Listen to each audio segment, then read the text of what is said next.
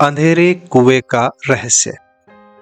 कावेरी गांव के किनारे एक ढहते हुए मिट्टी के मकान में रामू अपने परिवार के साथ रहता था। कड़ाके की ठंड और खाली पेट ने उसे लाचार कर दिया था। गांव के दूसरे छोर पर एक विशाल और डरावनी हवेली थी, जिसका मरम्मत का काम वर्षों बाद शुरू हुआ था। गांव वाले उसे शापित हवेली कहते थे, क्योंकि 10 साल पहले वहां का मालिक सपरिवार गायब हो गया था। मजबूरी में रामू वहां काम मांगने पहुंचा। हवेली के वर्तमान मालिक मिस्टर खन्ना, जो शहर से आए थे, उन्होंने रामू को काम पर रख लिया। खन्ना देखने में तो रईस लगते थे, लेकिन उनकी आंखों में एक अजीब सी बेचैनी रहती थी।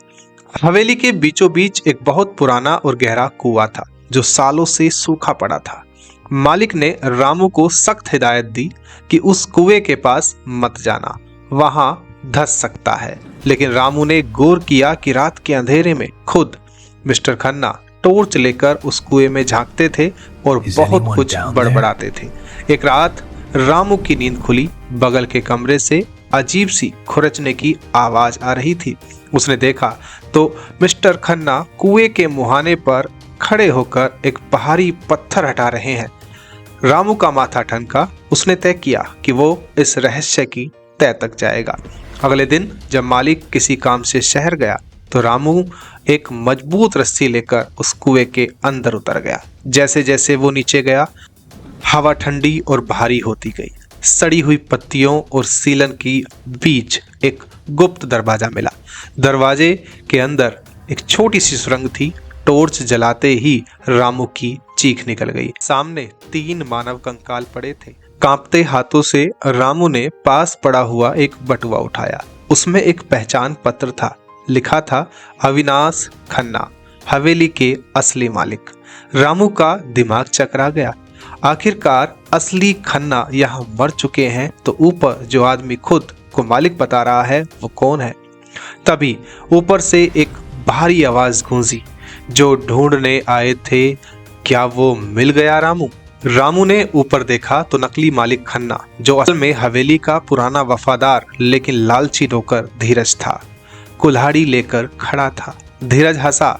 10 साल पहले मैंने ही मालिक और उनके बच्चों को यहाँ धक्का दे दिया था। मैं बस सबूत मिटाने का इंतजार कर रहा था और तुमने मेरा काम आसान कर दिया। अब तुम भी इन्हीं के साथ दफन हो जाओ। धीरज ने ऊपर से बड़े बड़े पत्थर कुएं में फेंकने शुरू कर दिए। रामू अपनी जान बचाने के लिए सुरंग के अंदर और अंदर भागने लगा। सुरंग के अंदर आखिरी छोर पर रामू को एक लोहे का संदूक मिला। मरता क्या ना करता। उसने पत्थर उठाकर संदूक का ताला तोड़ा। अंदर से कुछ सोने के गहने और एक लिफाफा निकला। लिफाफे में एक बहुत पुरानी तस्वीर थी, जिसमें असली मालिक अपनी बेटी और 2 बेटों के साथ थे।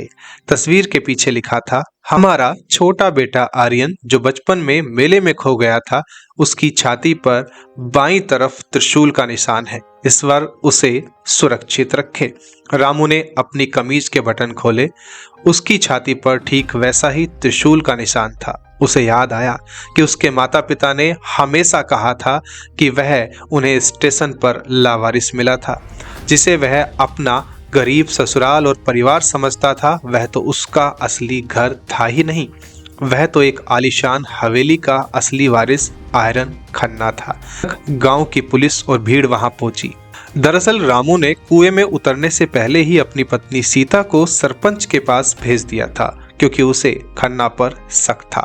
पुलिस ने धीरज यानी कि नकली मालिक को रंगे हाथों पकड़ लिया। रामू कुएं से बाहर आया, लेकिन अब वो डरा हुआ मजदूर नहीं था। उसने पुलिस को वो दस्तावेज और संदूक सौंपा।